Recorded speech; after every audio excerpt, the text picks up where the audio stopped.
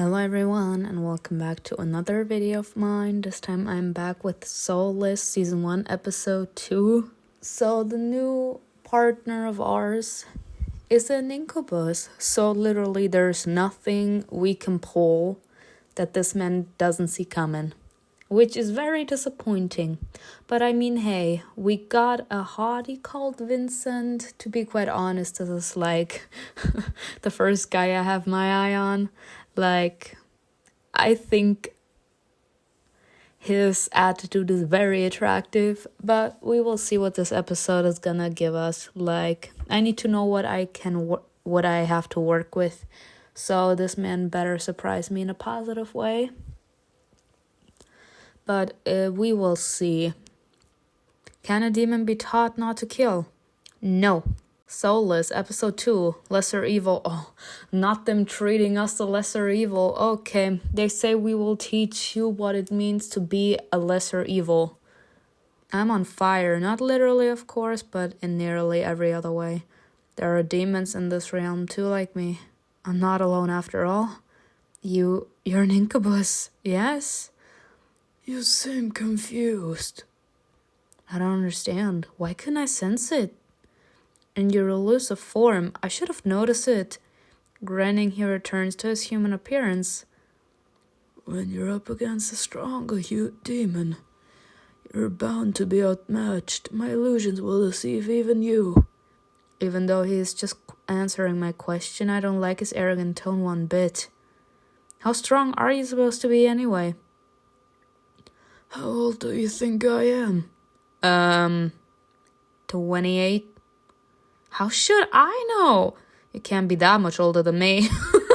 But I can imagine how many women you have been with. Damn. I've met demons far stronger than you. Damn, that's a low blow. I mean, technically, he can be a lot older than you, considering the fact that he did just say, the older you are and the more powerful you are, I can elude even you. So we will go with, I can imagine how many women you've been with, considering the fact that a woman just walked out of your door. Are you judging me or are you just jealous? Jealous. Jealous of the woman? Not a chance. Jealous of the amount of mortals you have taken? Perhaps a little. Ooh, we say we're not jealous how many people you digged. We're jealous of the amount of human souls you were capable to eat. But let's be honest, I've claimed plenty of souls myself in Valantis and enjoyed every single one of them. Valantis? Yes. Is the realm I come from. A different world then. Interesting. Very interesting. And what is so interesting? He leads me to a long couch that feels almost too soft to be real, then pours me a glass of wine. Thank you. The wine is not so bad in this realm. You're in for many more surprises, sweetheart. Do not call me sweetheart. He pours himself a full glass and takes a careful sip. His radiant smile tells me he is relishing the wine, while his eyes convey a rather explicit, if not risk, expression toward me. So how did it happen? You must tell me everything. Okay, I must. I don't have to do anything. Was it a spell? A sex ritual? Oh, please, let it be a sex ritual. Oh, this bitch. This bitch is trying to feel me out. It was not. I lay my hand over my chest, feeling Santea's pendant through the fabric. Oh, is he asking how we came to this realm? I thought he was asking how we drained that human. Santania and we were pursued by demon hunters. Deception led us into a trap, and we suffered injuries. Santania, one of our kind. Yes, she was probably the mightiest demon in my realm. I've spent my entire existence alongside her. We shared a bond like no other. Once again, a heavy feeling grips my chest. Both my hands curl into fists over my knees. She gave up her life to send me here. It was that or we would have both perished. This is the first time I get to talk about this since it happened. It feels freeing, actually. I kind of feel bad for her character. Why do I feel bad? Because Xanthenia seems to have been the one to always tell her that she shouldn't even dare to have human emotions.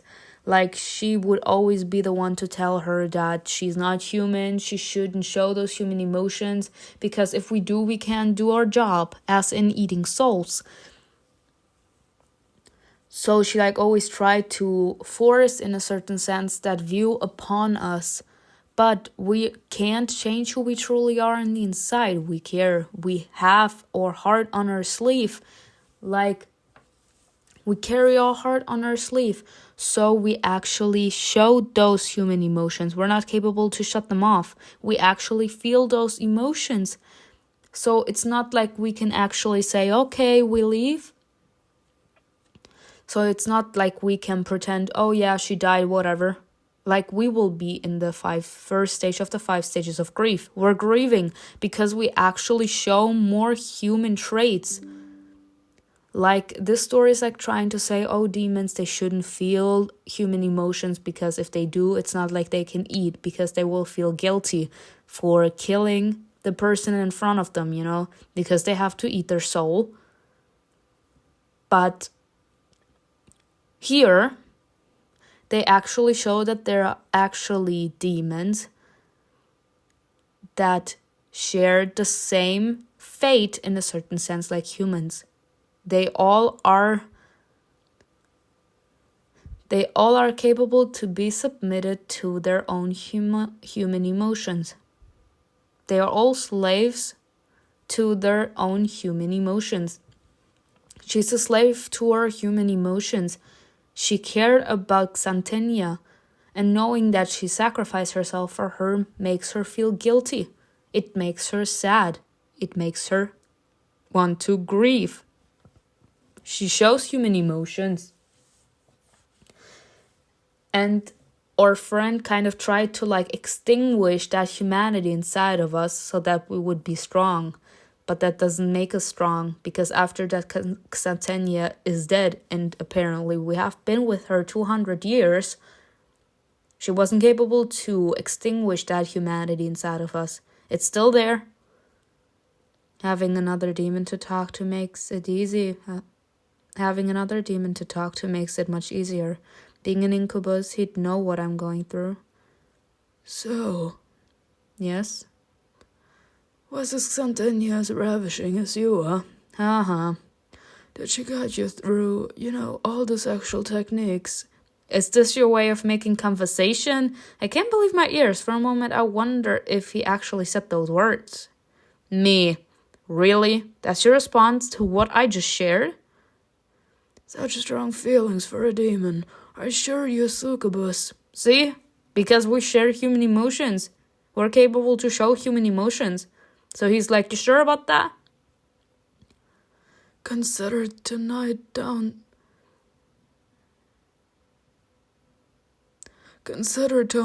the emotions a bit. We're created to follow instinct. Sentiment only weakens us. Well, then I'm weak. Don't tell me how to live my life. I'm sorry, that's hilarious. This derisive laughter angers me more than any words could. I stand up, the unfinished drink in my hand. Yeah. I fling the remaining wine onto his bathrobe, staining it a vivid red. Then I march straight to the door.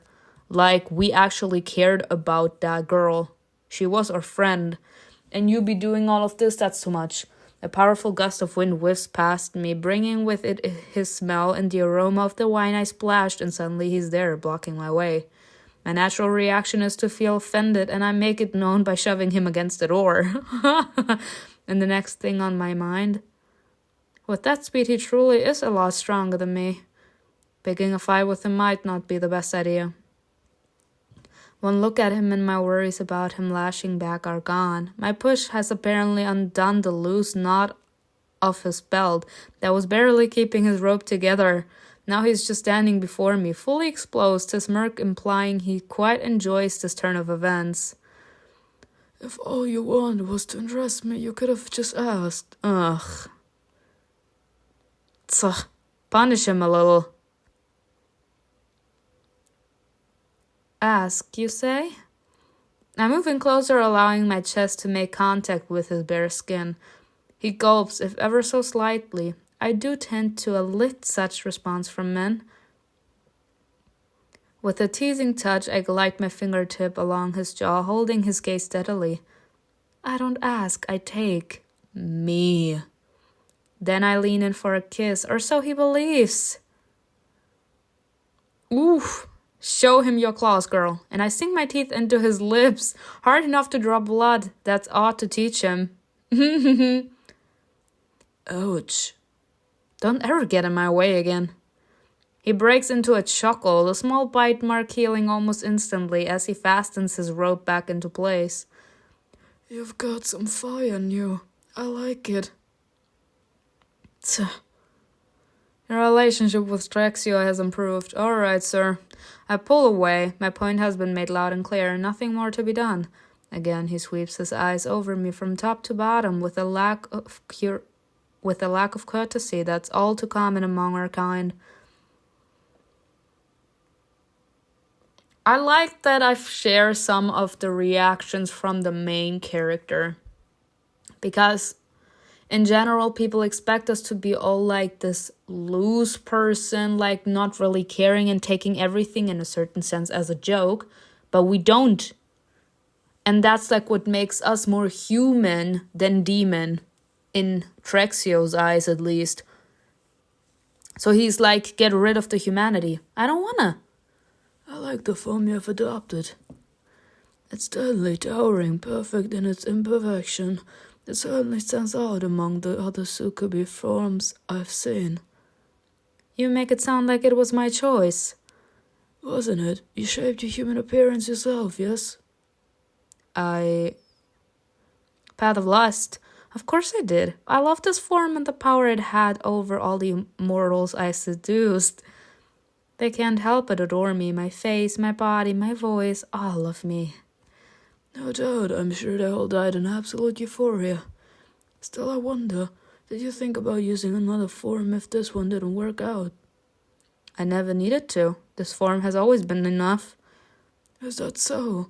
I can fool mortals easily, but with a demon who's been around longer than me, not so much. Fine, you got me, alright. This is the only form I can use. I don't know any other way to be. Calm down, I was merely curious, not trying to belittle you. There's nothing wrong with having only a single human form. Perhaps it's a thing for demons from your realm. Who knows? Maybe. I know only Xantenia where I come from, and she's the same. See, the very reason Vincent brought you here to me is to help you adapt to this world. I won't hold you here against your will. You're free to leave and go back to your old ways. However, if you'd enjoy a comfortable life where you're not constantly being hunted for simply trying to survive, well, here I am.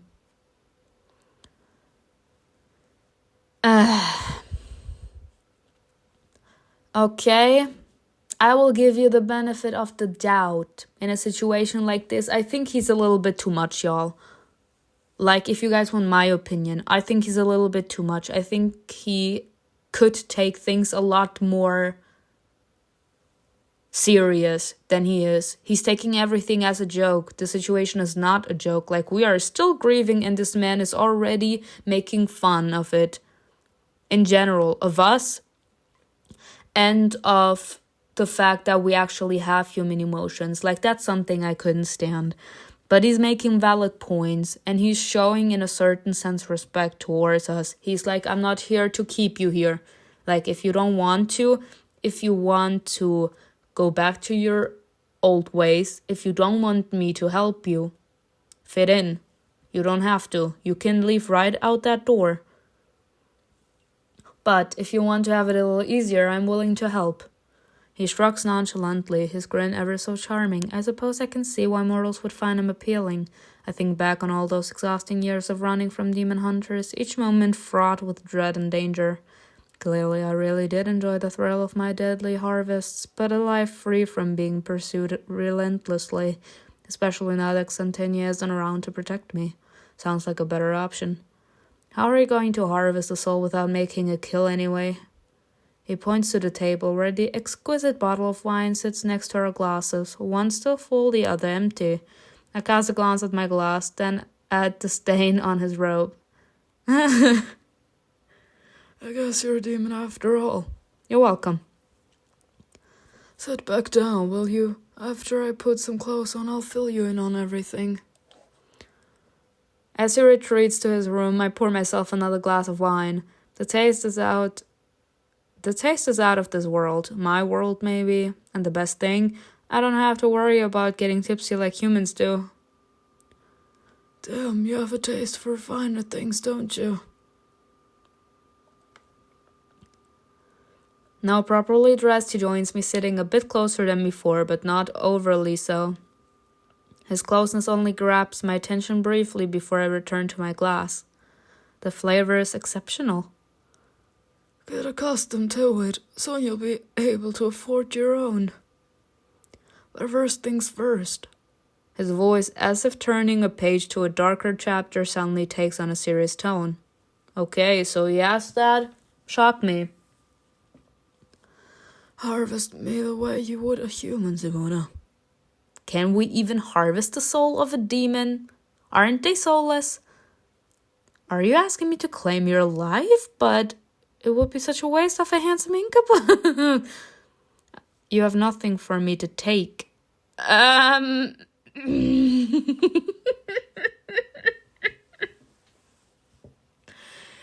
mean, I have no reason to hurt you. I mean, depending on how he acts towards us, maybe we wouldn't mind hitting him. But you know what? It would be such a waste of a handsome incubus. Handsome, you say? Very handsome. Is that a compliment for my talent illusions or my equally captivating true form? Or perhaps I'm seducing you ahead of the harvest. I'd say it's going rather well. A tantalizing effort, but you'll need to do better to truly ensnare me. Never underestimate me. You have no idea what I'm capable of. Uh-huh. Okay, I'm kind of feeling a clig. He reclines comfortably, arms stretched out on the backrest, legs casually crossed.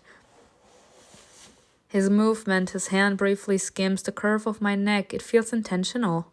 Do your worst. I lock eyes with him, demonic power surging within me. Your illusions won't affect me, Simona. I've been around much longer than you have. Suggestively, he winks. Suggestively, he winds a loose lock of my hair around his finger, giving it a playful twist. I'm afraid we'll have to learn about each other in the most direct manner. Having sex with him should be harmless, but is it necessary? It's not like he's got a soul to fuel me, but it will help me learn. If I don't go through with this, you won't really know how I do things. Mastery, alright. This world is all too new to me. The faster I adapt, the better off I'll be. With that in mind, I spring into action. At demonic speed, I rise, swivel, and pin him down using my long legs, his face, eyes wide open, enclosed between my hands. The fact he's shocked. Wasn't he the one to be like, we have to? Clothes are in the way, both mine and his. I tear his top open first, bottom scattering in all directions. That's an expensive shirt. What are we doing? That's the gasp he makes when I impatiently snap off his belt and toss it across the room after a brief struggle with its clasp. Next to be discarded is my outer clothing, an unfamiliar process given my history of wearing a single easily removable layer. Now I have on me two more tightly fitting garments, which I vaguely remember that mortal named Sada referring to as bra and panties when she helped me put them on. She has always been without a bra and without underwear? She has always been without underwear? How do I get this thing off? Similar to TREXIO's belt, I only have a moment of patience to try to unfasten it before I proceed to rip it off. I love it. I Wait. He grabs my wrists as they're still pulling at the straps. Wow, you work quickly. I don't tend to waste time. Well, His hands relinquish their grip on my wrists somewhat, though his touch stays with me. They slide up at a tantalizing pace until they come to rest on my shoulders. here's my first piece of advice, Simona. If you don't want to drain a soul all the way, go slow. Slow? How slow? Think of it like a reservoir. What is a reservoir? Never mind. Think of it more like a well. Mortals take just enough to quench their thirst. They wouldn't think to drain it all at once, ensuring there is always something left. This way they can keep coming back to the well for more. Are you saying I could potentially harvest a mortal more than once? Yes, if you manage to keep a returning client, but it's still better to cast a wide net. Client? Vincent didn't fill you in. You're training to be an escort. He didn't seem eager to explain anything to me. To put it simply, I will train you to be an escort, a role that'll satiate both your demonic cravings and your life in this realm. I'll teach you how to siphon a small measure of life force from mortals here, merely shaving days of their lives rather than killing them, as you've always done. You'll have a good time and you'll receive compensation. Everybody wins. So like a courtesan? Legally speaking, our clients are paying for our time and companionship. How you spend that time is entirely up to you. An escort? I know this is a lot to take in. This world comes with a lot of complications. But once you understand how it all works, you'll have a life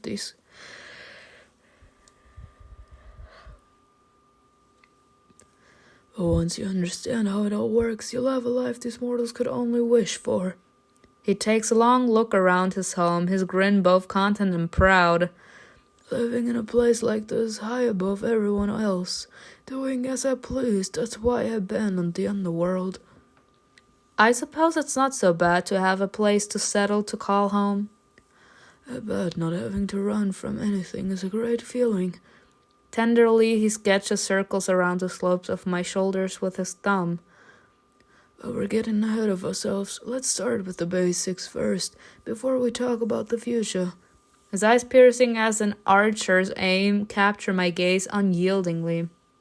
Meanwhile, his hands, as gentle as wafting cloud, glide beneath the straps of my bra. Would you like me to explain how it's done, or would you rather I demonstrate it? Show me how you do it. With pleasure. He hooks a finger on a strap, allowing it to slip off my shoulder. Then he plants a gentle peck on the exposed skin, light as a feather. A gasp escapes my lips before I can catch it. Seizing the moment, he pulls me into him and peppers a trail of kisses along my neck, ending with a breathy whisper to my ear. How do you feel?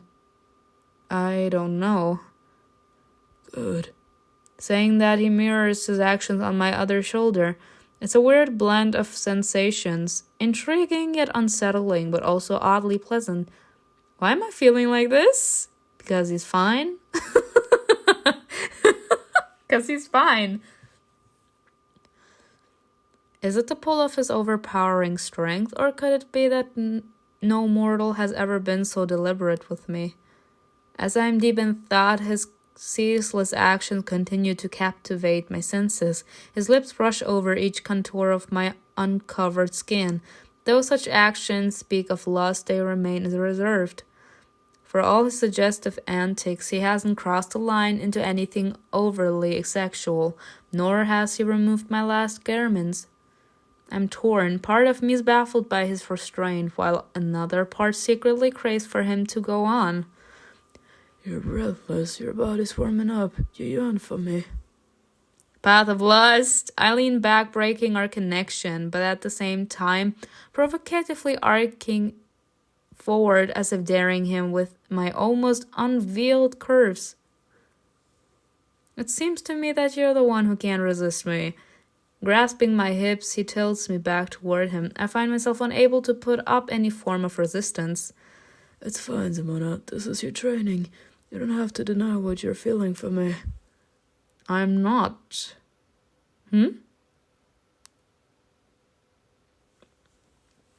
What is going on? Oh my god. He looks fine as fuck on pictures. What is this? The denial dies on my lips as his mouth finds my throat, eliciting an involuntary arc from my neck.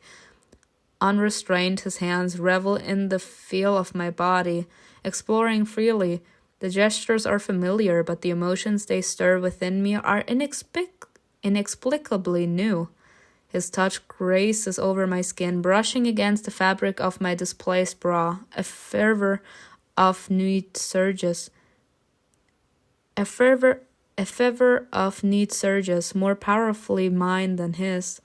Finally, he caresses his way along my breast, stopping at an elusive clasp of my bra, so that's how one takes it off. But he's not taking it off. Gripping the unclasped bra, he leaves it barely hanging on, while his lips lavish attention on my newly exposed flesh, creating a map of moist trails. The boiling lust within me coax a moan out of me, a soft moan but a loud awakening, and then I also feel it.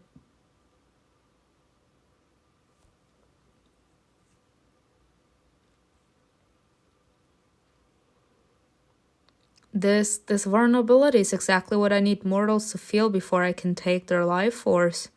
His lips seizes their amorous acts just long enough for him to articulate a reply. A fast learner, aren't you?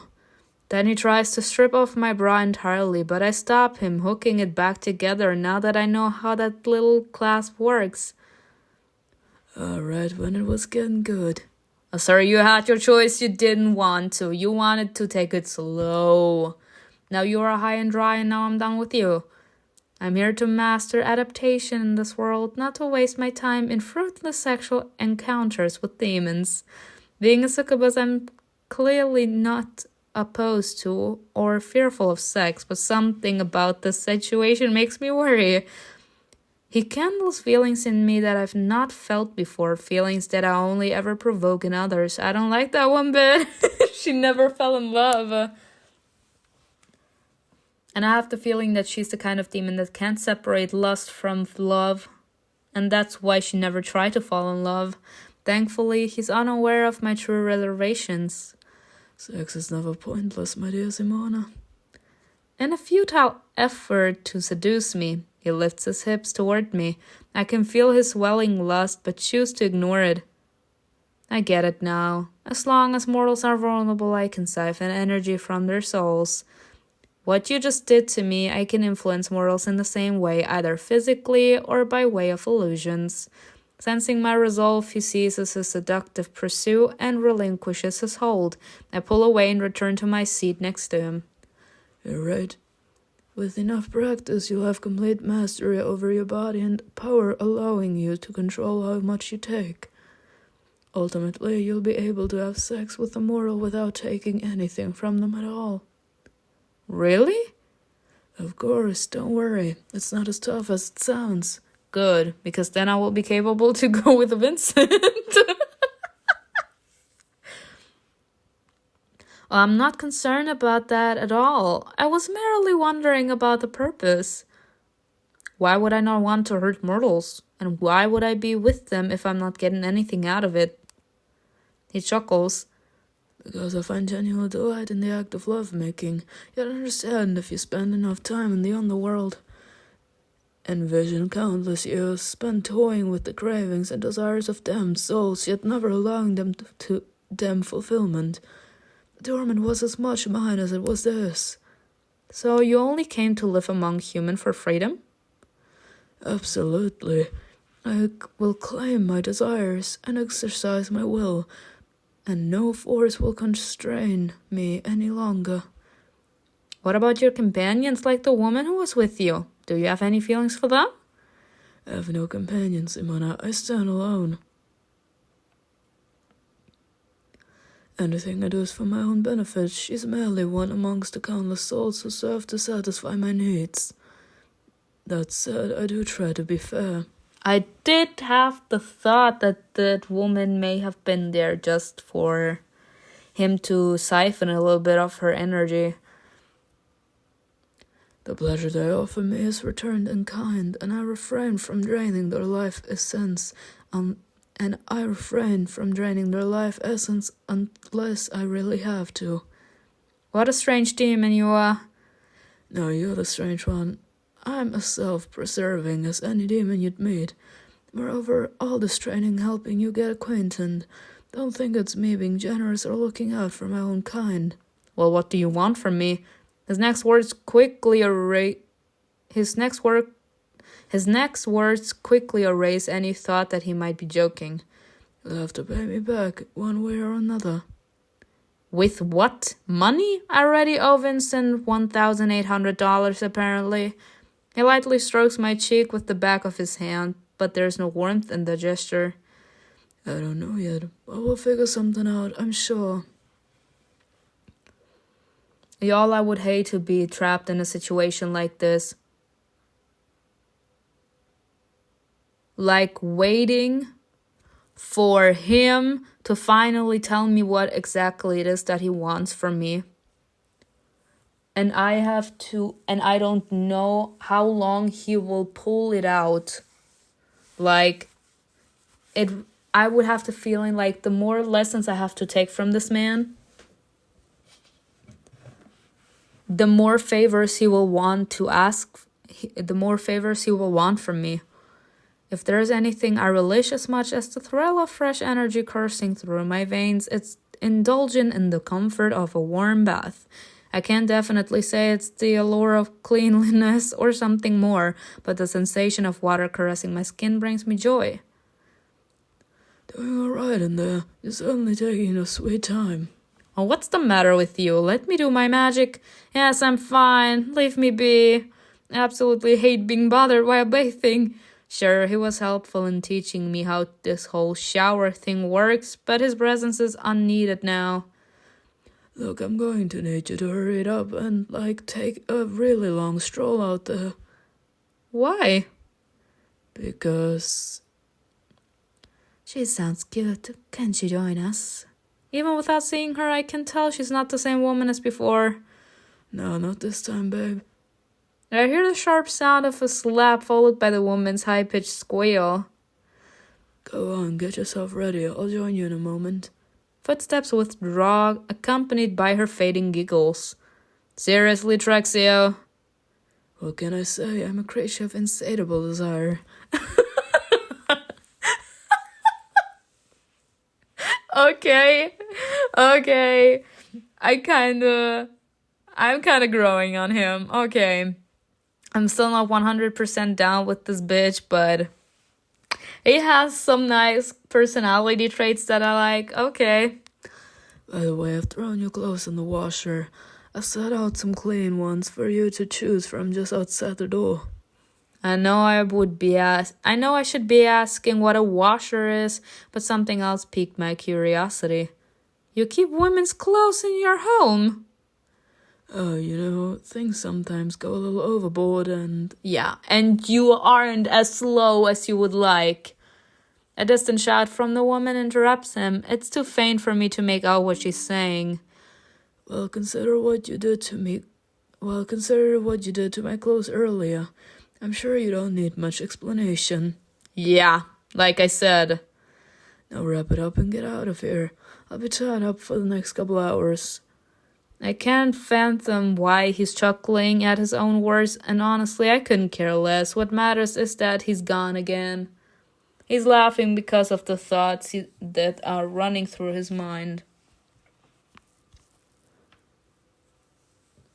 Once out of the shower, I open the door to pick up the neatly folded stack of clothes lying on the floor.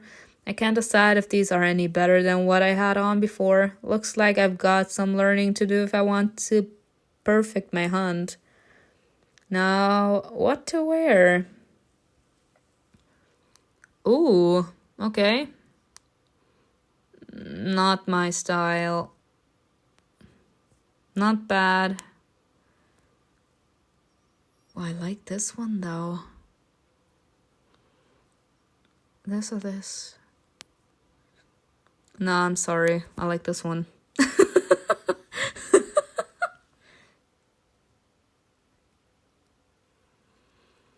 Headband curled end. Oh, I like this one.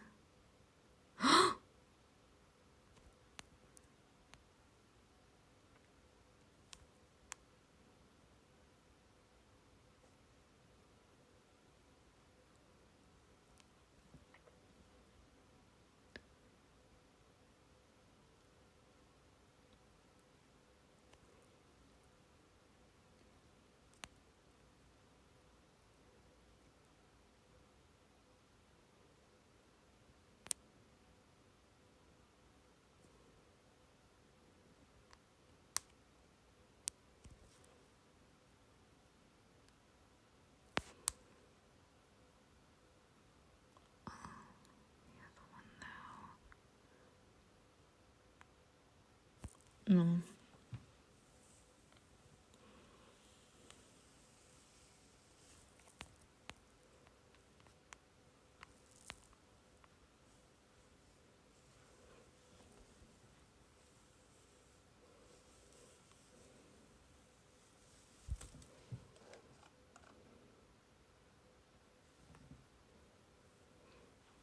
After slipping into the new clothes, I make a hasty exit. There is much to unravel here, but the muffled cries from TREXIO's room aren't something I'd delve into. In Valence, not even the bustling streets of Moon Vale, where I used to hunt, could match the masses I see here after dark. It's like the souls here are never at rest. What a strange world. Being alone, I can ponder on all the unfamiliar things I come across on my curious stroll. There seem to be so many things you can do in this world. It's both fascinating and worrying given how I'll soon be part of it. Soon my aimless wandering takes me down another crowded lane, but something is different. Why aren't the people walking here? And then I see it. Some of them are actually dancing. It takes a bit for me to realize that given how odd their movements are, with so many humans in the way, I cannot get through. I'm nearly ready to just start shoving people aside. And then a voice floats through the air. Someone is singing a tune. Oh my god. Play that tune, bring the food. I'm happy beats, tasty treats. I find my good mood. From an alley jam to a waffle cone. Happy beats, tasty treats, make the city my home. Why would anyone gather to listen to this? It's not that I lack an ear for music. I've been around for over 200 years. I've seen my share of bars and even killed a few. The voice is fine, the singing passable. It just doesn't seem remarkable enough to hold such captivated lot. That said, I'm now intrigued. I have to find out what's causing all this excitement. Is he fine? Move out of the way! It takes a bit of effort and some annoyed grumbling from the crowd, but I managed to get through. Who is it? I see a man. A woman! Oh my god, I can!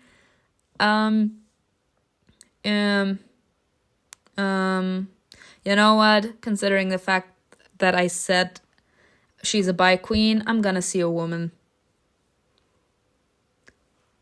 Thank you. Thank you. Thank you for being here tonight. What do you say? We finished this beautiful evening with a final song. Besides, to be quite honest, I liked her drawing more than the man. The crowd goes wild, clasping and cheering like utter fools. Needless to say, I'm not impressed. Of course, people are flocking to see her pretty face, not to hear her sing. Just when I'm ready to force my way back out, her voice fills the air once more. I have the feeling if I try to push past these folks one more time, they'll go berserk on me. Ugh, I might as well wait for this crowd to thin out. She's almost done anyway. I've walked every street, sung every tune, tasted every delight from morning to noon.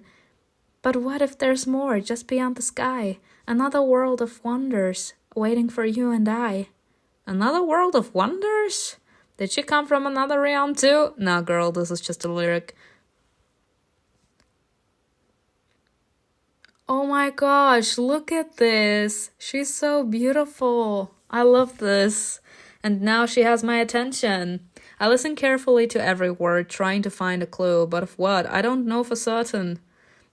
A longing for some kind of connection, perhaps?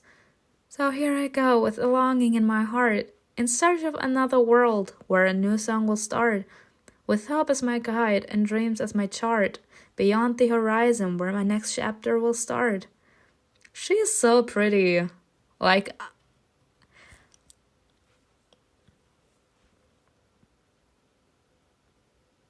ugh. That's the Zara girl.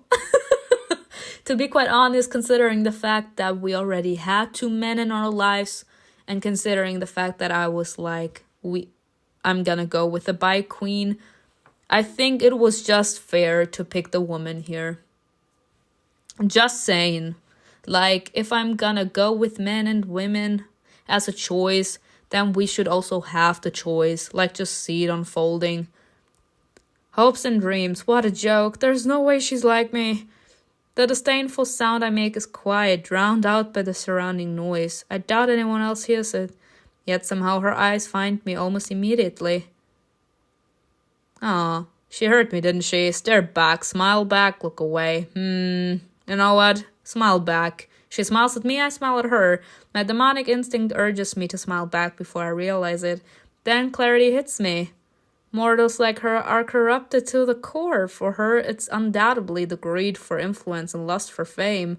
She's lucky we're not alone. I'd have loved to try out my new learnings on her.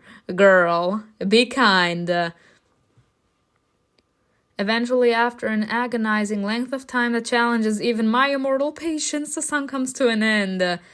At the first glimpse of the crowd breaking up, I elbow my way through without hesitation. Wait, miss, can I talk to you for a moment? She's talking to me. I can tell without needing to look. Turn around. She's pretty. Don't leave her hanging. The possibility of her chasing after me, attracting unwanted gazes my way, forces me to confront her. I whirl around. My scowl leaves no room for misinterpretation about how I feel toward her. What? My voice, spiked with annoyance, is loud enough to turn a few heads, but one look from me sends them moving along. Oh, poor her. Like, why you being like this for? Like, I understand who she is and that it's not like her to listen to all this, but be kind.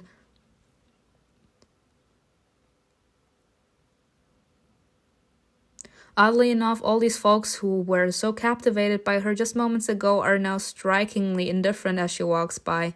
They continue on unfazed. Hello there, I don't think we've met before. So? I remember every face that comes to hear me sing. You're new here, aren't you? Welcome. Aw, she offers her hand in greeting. I'm Cynthia. Aw, that's a beautiful name, though. And I'm your undoing. Damn, girl! Much as I'd like to unleash those words, I know better than to give myself away so recklessly. I don't care. Also, your singing isn't that great. Then I turn to leave again. This woman. Still, you stayed to listen, and you cared enough to stop when I called. I love her. She's so cute. She reminds me of a female version of Dino somehow. Like, Dino was a little more headstrong, and he had a very powerful opinion about that, but she in a certain sense has too. She just never loses her smile. Like, she doesn't have that hidden darkness, if you guys get what I mean. Like, you could always feel in Heaven's Secret, like I'm already talking about the first book, you know? You could always feel that Dino had like this rage inside of him already, and you could feel the stress and pressure on him that always got intensified because of his father. Like, as soon as his father was there, he immediately had like the stress and that resting bitch face on him because he had that pressure because of his father. She reminds me a bit of a female version of Dino. I continue on without looking back. She's useless to me unless I can drain her for power, but then I doubt our path will cross again. Be kind to her.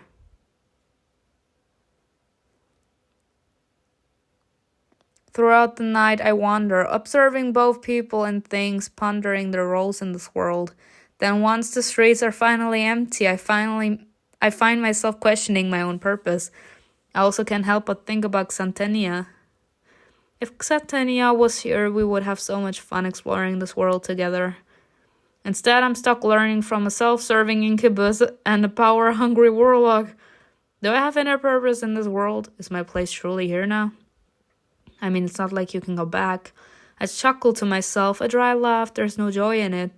It's pointless to dwell on this. The magic that can teleport me back simply doesn't exist here. Moreover, without Xantenia, I've nothing to go back to Valentis for. Adapting here's my only option. With these thoughts, I continue on. For the first time, it's just me and the echoes of my steps filling the lonely night. She feels lonely. Like, this story also shows she only had her, and now that she's gone, she doesn't know who she is. Like, she always just followed Xantenia, and she just tried to go with what Xantenia was telling her. But now that Xantenia's gone, she actually realizes how dependent she was on Xantenia. Without her, she doesn't know who she is. Like humans, demons dwelling among them also adopt the need for rest to conserve energy. I'm no different. Upon my return, I find TREXIO has already surrendered to sleep in his room, thankfully by himself. In the days I was with Xantenia, we'd lie down on soft grassy hills in the woods under a sky full of stars. The large rock on the floor seems to be the closest thing to my old comfort. I nestle into it and slip into the void. For however short time it lasts. A series of knocks stir me awake, followed by the most irritated voice I have heard since coming to this world. Anyone awake? Open the door. It's way too early for this. Me. I actually felt like that. Go let him in, Simona. Don't order me around. Do it yourself. Right, because he totally wants to see me naked. I'm a yaoi fangirl. I wouldn't mind. I wouldn't mind seeing you too. I recall Vincent's hasty exit upon seeing TREXIO and nothing but a loose rope. The night that followed was painfully long. Fine. This is not my first time opening this door, but the way it unlocked continues to perplex me. As expected, the first thing that greets me in the frown is the frown etched on his face. What the hell are you wearing? What happened to the clothes I bought you? I'm all too eager to deflect his fury to TREXIO, who's just finished getting dressed and is stepping out of his room. He took them. Give them back to her, TREXIO. I got her dressed properly to meet Tiger. Speaking of which, you better have set that meeting up. I literally just woke up, Vincent. Jeez, learn to chill instead of knocking on doors so freaking early. Vincent giving off the vibe that he just wakes up at 5 a.m. He immediately wakes up at 5 a.m. and me, I love to sleep and I only get up at 10 a.m., 11 a.m. I love to sleep. It's actually noon for your information. Hurry up, if you'd please. I need her to start soon, so she will have enough energy for the binding ritual. Upon that reminder, a question instantly forms in my mind, and I blurt it out without a second thought. Wait, you know other demons like TREXIO? So why am I the one to be your source of power? Because we don't owe him anything, duh. Whether it's our demonic needs or earthly indulgences, we've always been self-sufficient in both regards, unlike you. Thank you. I don't appreciate... She's me. Me. I like that I actually take the words like she does. I would feel offended by that. We were capable to do everything perfectly and good by the book, unlike you. I don't appreciate those words, but there's no denying their truth. Whatever. I'll just cut ties with you both once I'm all settled in this realm. No, No, not with me. Magical bonds are governed by uncompromising rules. Should either of us break them, fire will devour us until only ashes remain. What? You conveniently left that detail out yesterday. I've never met a demon as gullible as you. Adorable, really. Shut up! Same, girl. Same. Like, sometimes it's okay to say your opinion, of course, but like when someone is already heated and they're like are being backed into a corner, we didn't have a choice, like we had to accept, or I don't know what this man would have done to us, but like we had to accept, we didn't have any other option. And this man literally can't keep one moment his mouth, and he keeps on giving his opinion when it's not his business, when it's not his problem in the first place. Like, just shut up. Keep your opinion to yourself right now. This is not about you. Then I whirl back to confront the warlock. Forget the ritual. I'm out. You gave your consent with my blood on your palm. Breaking a blood pact will subject you to endless torment. To prevent that, the binding ritual must happen within 7 days. There's no backing out, succubus. You can't force me into being your source of power for the eternity. You tricked me! Don't take it hard. He's also obligated to look out for you. It's part of the bond after all. Anyway, let me collect the laundry and give Tiger a call. Be right back. Only now does Vincent's frown soften. He comes in and closes the door behind him, a bag in his hand. Come, I've got some necessities for you. Excuse you. Truth be told, I'm still boiling inside over his forced alliance, but I also have no alternative except to see it through. Grinding my teeth, I trail after him to the table, every movement accompanied by a grunt. Me. What are you smirking at? Nothing. He finds it amusing. I cannot with this man. This man has only smiled at me twice since I've met him. Both times I feel an overpowering urge to unleash my demon form and bash his face in. Me. Yeah, these are for you. From the back he pulls out several items, one of which I quickly recognize as a cell phone. He did mention he'd get me one of these. Guess he's a man of his word after all. I pick up the foreign object. It's weightier than it looks and leaves a cold sensation on my fingertips. This is a smartphone. Press this button on the side to turn it on. The moment it lights up, a sudden tremor runs through the whole thing. I almost lose my grip on it. Oh. It's the vibration setting. You can disable it if you don't like it. With those words, he strides to the table and dumps the heap of my garments before me. They got a lot discolored. One of my new shirts doesn't hold its dye well in hot water, apparently. He don't care. He really don't care. Like, the clothes have been ruined, apparently. They're not white no more. Come on, TREXIO. I spend a lot on this. Yes, I owe him $1,800. More than that now. The stuff I got you here isn't cheap. You know, for a warlock with powerful magic, you really are stingy with money. I use my power to make things right, not to make things world. I use my power to make things right, not to make this world more corrupt than it already is. Technically, you're forcing me, sir. Like, besides the fact that you are capable to actually take my power as you please, you also expect me to pay you back. TREXIO chuckles, pulling a bundle of folded papers from his pocket, each marked with the number 100. Yeah, that should take care of everything. I'm not taking your cash. My pact is with her, not you. In that case, I'll hand it over to her. She can settle her debt with you and still have enough for a shopping spree. TREXIO! TREXIO, okay, I get the appeal. I get his appeal. He then thrusts the wad of paper into my palm, all while still grinning at Vincent, who disapproves with a shake of his head. Well, your problem.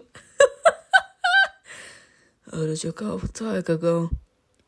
Oh, he's excited to meet the new girl in town. Dinah's already scheduled at 8. Good, I'll leave you to it. Don't mess it up. He directs my attention to his shiny card, another piece of this foreign world to get used to. Here's your Star Pass. You can use it to get unlimited rides on the city buses and trains. To keep using it, you need to reload it with $100 every 30 days. I got the first month covered. I laid a small card beside my new phone, questioning whether they will serve as convenience or additional complications in my already chaotic life. Throughout the afternoon, Vincent not only instructs me on the use of the smartphone, but also provides insights into the many fundamentals of this world. As a demon, my memory is impeccable, yet mastering this flood of unfamiliar knowledge is more challenging than anything I've learned in my extended existence. That said, I do find the variety of applications under differing uses quite fascinating. It now becomes clear why mortals devote so much time to them. The notion that I must constantly pursue wealth just to find a hint of stability, though, is less than ideal. All right. The warlock rises from his seat, gazes at the approaching evening sky through this window, and stretches as though he's just wrapped up a laborious day. Go ahead and get her Soul Spark profile set up, TREXIO. TREXIO smiles and smoothly takes the phone from my grasp. Soul Spark? A surprisingly ironic name, don't you think? The app poses as a dating platform for people to meet their so-called soulmates, but it's really just a front for escort services. Tiger runs it and collects a cut of our earnings there. Consider it a finder's fee. This is why you must meet with him first. Without his approval for your payment details, you won't be able to cash out a single cent. Don't forget the forged identity and bank accounts too. Without his hand in this, you demons would have no place here. I love that man and all the shitty things he does, but if letting him live means most scums like him dying sooner than they will, then I'll stay my hand for it. Oh my god! Why do I need to rely on him anyway? I can easily scout out my own targets. This app is backed by Red Gold, the biggest trade in Silverport. It's your most effective means of discovering corrupt souls for harvesting. So everyone using the Soul Spark app is bad? Not necessarily, but it's mainly used by Silverport's wealthy elite who can pay for such services. More often than not, they're morally skewed. He turns his attention back to TREXIO. The slight but immediate frown indicates he has more disdain for him than for me. She'll stay with you for another day or so. Tomorrow we'll explore housing options. A place of my own? Nice! Moving out so soon. I thought we had a good thing going here. Okay, sir. You have far too many good things going on here. I plan to steer clear of them all. Yeah, we don't want to see you having sex every single day at least 4 times. Not while you still owe me. I never let a debt go uncollected. As he returns my phone, he levels a lascivious gaze at me, one that's increasingly failing to impress me. His words leave me pondering whether he's flirting, making a veiled threat, or a mix of both. The motives of demons are often elusive, even to our own kind. There, your new account is live. Take your profile photo and some personal details, and you're all set for the hunt. Under their guidance, I tap here and there until my face surfaces on the display. It feels like peering into a magical mirror. Go on, make it sexy. That's how you get picked here. Stare at the black dot on the top, then tap the round shape at the bottom. I've got this. Charming pose. No pose. Yeah, charming pose.